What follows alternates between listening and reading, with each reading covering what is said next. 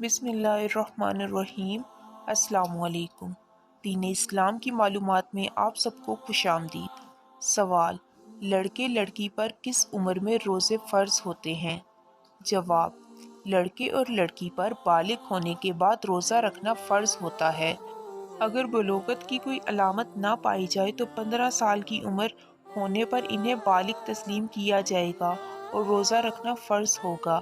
تاہم بالغ ہونے سے پہلے بھی اگر بچے میں روزہ رکھنے کی طاقت ہو اور روزے سے اس کو کوئی ضرر لاحق نہ ہوتا ہو تو اس کو روزہ رکھنے کا حکم دیا جائے اور 10 سال عمر ہونے پر تحمل اور برداشت کے موافق روزہ رکھنے کی تاکید کرنی چاہیے تاکہ اس کی عادت بن جائے اور بالغ ہونے کے بعد اس کے لیے روزہ رکھنے میں دشواری نہ ہو، اور اگر نابالغ بچہ روزہ رکھ کر توڑ دے تو اس کی قضا رکھوانا لازم نہیں ہے۔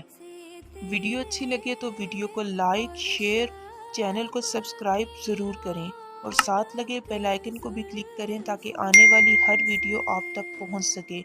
شکریہ۔